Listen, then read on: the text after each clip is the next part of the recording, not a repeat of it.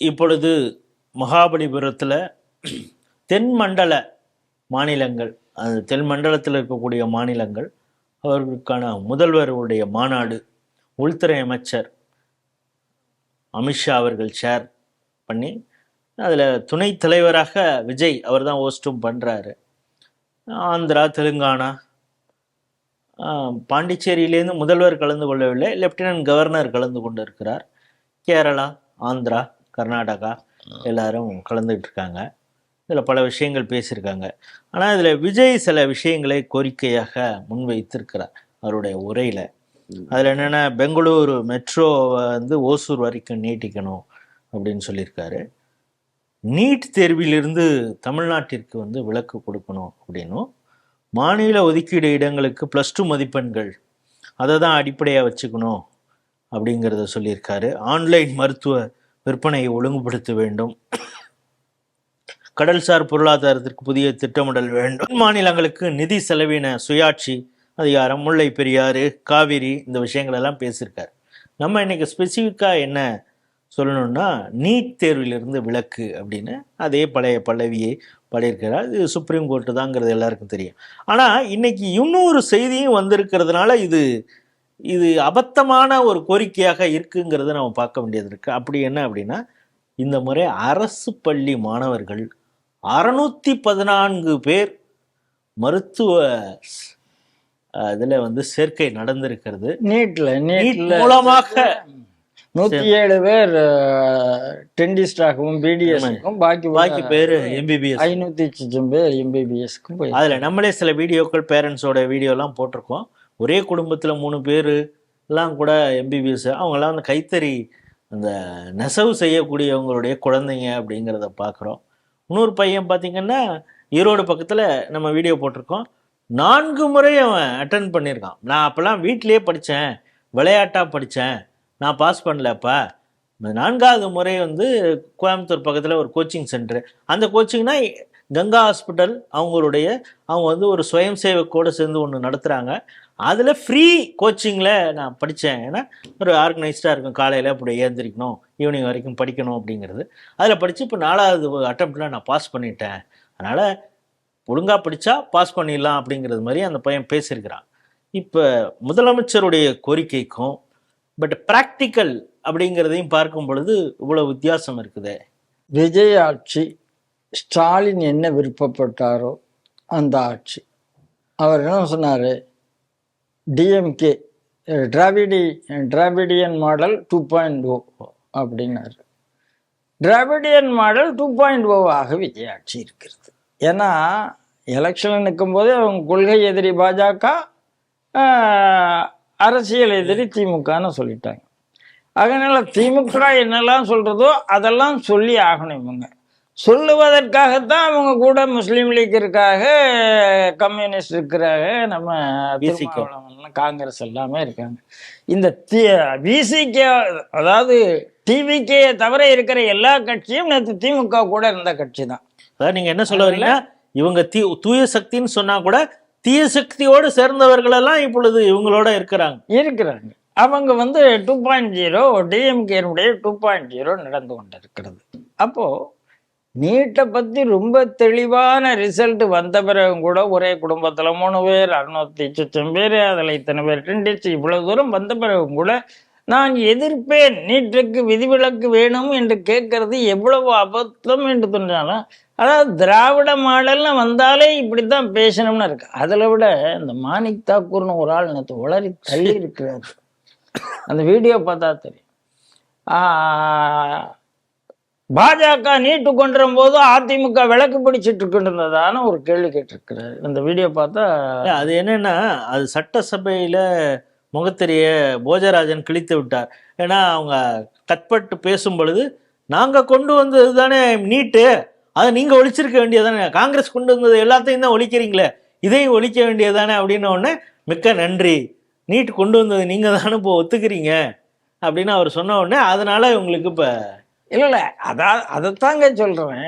இவ்வளவு மட்டமா ஒருத்தர் பேசிட்டு, அதாவது முதல்ல அவர் பேசினது அநாகரிகம்.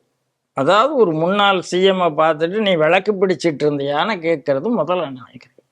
ரெண்டாவது பொய். பாஜக கொண்டு வரல, இவங்க கொண்டு வந்தாங்க, காங்கிரஸ். ஆனால் மற்ற மாநிலத்துல நீ அதை ஏற்றுக்கொண்டு உன்னுடைய கேரளால நீ, உன்னுடைய கர்நாடகால ஒன்றும் பிரச்சனை இல்லை, கர்நாடகால நீ பண்ணல, தமிழ்நாட்டுல வந்து நீட்ட கொண்டதான் பிஜேபின்னு பொய் சொல்லிட்டு இருக்கிற. அதை அப்ப பேசினா நீ கொடுக்குற பிரஷர்ல தானே விஜய் பேசுறாருங்கிறேன் நான். இந்த குரூப் எல்லாம் சேர்ந்து பேசுறதுனால அவர் பேச வேண்டிய கட்டாயத்துக்குள்ளாக இருக்கிறாருங்கிறேன் நான். மற்றபடி தெரியாதானா தெரியறதுக்கான வாய்ப்பு இருக்கு. ஆனால் நான் ஏற்கனவே சொல்ல மாதிரி 2.0 இருக்கிறத இவர்களை அழுத்துகிறார்கள். அழுத்தத்திலிருந்து விஜயால் வெளியே வர முடியலை. ஆகையினால ஒன்று. ரெண்டாவது, நிதி சுயாட்சிங்கிறது எனக்கு என்னங்கிறது அது புரியவே இல்லை. நீங்கள் வந்து பிளானிங் கமிஷன் ஒன்று இருந்ததோ அதை எடுத்துட்டோம். அதுக்கு பதிலாக தான் நாம் என்ன வச்சுருக்கோம், நிதி ஆயோக் வச்சுருக்கோம். பிளானிங் கமிஷன்ல இருந்தவர் தான் இப்போ உங்களுக்கு அட்வைசரே மான்டேக் சிங் அலுவாலியா. அன்னைக்கு பிளானிங் கமிஷன்ல இருக்கும்போது நீங்க போய் அந்த மான்டேக் சிங் அலுவாலியா பார்த்துட்டு காவடி எடுக்கணும். என் மாநிலத்துக்கு சிஎம்ஏ அவர்கிட்ட போய் தலையை குடிஞ்சு நின்று எனக்கு இவ்வளவு தரணும் பேசணும். அவரை ஜெயலலிதா அவர்கள் அவரை குறித்து கமெண்ட் அடிச்சதெல்லாம் அந்த நேரத்தில் ரொம்ப ஃபேமஸா இருந்தது. இன்னைக்கு அதாவது அந்த ட்ரியோ இந்தியாவை உருப்படாம செய்த ட்ரியோ என்பது மன்மோகன், சிதம்பரம், மான்டேக் சிங் அலுவாலியா. அதில் ஒருத்தர் வந்து நான் நக்சலுங்கிறத இன்னைக்கு ஒத்துக்கிட்டாரு, ஒருத்தர் செத்து போயிட்டாரு, ஒருத்தர் வந்து இன்னைக்கு நிதி ஆலோசகராக வந்திருக்கிறார். அவ்வளோதான் வித்தியாசம். ஏன்னா சிதம்பரம் நிதி ஆலோசகராக வர முடியாது, பாவம், அவருடைய ஸ்டாச்சருக்கு. பட் ஆனால் தமிழ்நாடு சார்பாக இப்பொழுது அப்பேர் ஆகிறதுக்கு அவருடைய லிஸ்ட்டு அட்வொகேட் இதில் சேர்த்துருக்காங்களா? பழப்பு நடக்கணுங்களாங்க, பழப்பு நடக்கணும்ல. அதனால இப்போ நீங்கள் ஒன்றை புரிந்து கொள்ளுங்கள், இந்த இடத்துல அதாவது நிதியில நாங்க வந்து சுயாதீனம் வேணும் அப்படின்னு கேட்கறதுங்கிறது எவ்வளவு மடத்தனம்னா, உங்களுக்கும் பார்ட்டிசிபேஷன் இருக்கு. சரி, அவர் இருந்தாருங்க, அந்த ஆள் வந்து மச்சினிச்சி சடங்கு கூட நிதி ஆயோக் மீட்டத்துக்கு போகலை, திமுக ஜிஎஸ்டி மீட்டிங்க்கு. ஆமா, ஜிஎஸ்டி மீட்டிங்க்கு போகலை. இப்போ நீங்க போயிட்டு இருக்கிறீங்க, உங்களுக்கு அந்த சிஸ்டம் தெரியும். ஸ்டேட் கவர்மெண்ட் தான் எல்லாத்தையும் எக்ஸிக்யூட் பண்ணது. சென்ட்ரல்ல யாரும் வந்து சார் உங்களுக்கு பணம் அவங்க தராங்க, எக்ஸிக்யூட் நீங்க தான் பண்றீங்க, அதில் ஒன்றும்.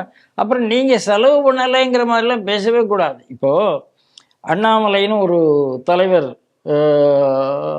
லீடர் வந்திருக்கிறார், அவர் பேசுறாரு, குஜராத்துக்கு தான் எல்லாம் போகுது, அது போகுது, ஆனை போகுது, பூனை போகுது, இங்கே தமிழ்நாட்டில் தான் எல்லாத்தையும் கொடியை தூக்கிட்டு வராங்கங்கிறது அவருக்கு தெரியும், தெரியாமல் கிடையாது. சரிங்க, தமிழ்நாட்டில் செஸ் ஒலிம்பியாடு தமிழ்நாட்டுக்கு தான் கொடுத்தாங்க. அப்படி கொடுக்கும்போது அண்ணாமலை தான் நீங்கள் தலைவராக இருந்தார்.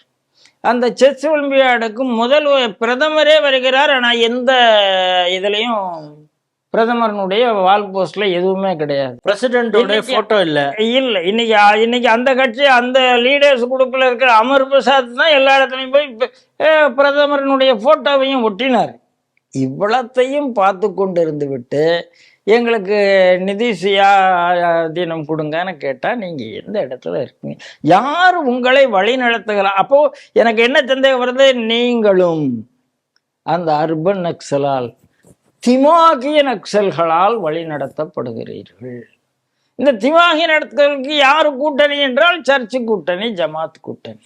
அதனால இந்த மாதிரி கொஞ்சம் நம்ம ஆட்சிக்கு வந்த பிறகு நல்லா ஒரு மாற்றத்தை நான் பார்க்குறேன். அமித்ஷா என்ற ஒரு வல்லவரால் எதிர்கட்சியில் இருக்கிற கேரளா சிஎம், எதிர்கட்சியில் இருக்கிற டிகே சிவகுமார், கர்நாடகா சிஎம், எதிர்கட்சியில் இருக்கிற தெலுங்கானா சிஎம், எல்லாம் ஒரே பேட்டர்ன்ல தன் பக்கத்தில் கொண்டாட முடியுது. விஜயம் கொண்டாட முடிஞ்சிருக்கு, இல்லை நான் சொல்ல மாட்டேன். ஆனால் இந்த புலம்பல் நிற்கவே இல்லையே, ஏன்? இந்த கேள்விக்கு விஜய் இதுக்கு சீரியஸா இன்ட்ரெஸ்ட் பண்ணணும்.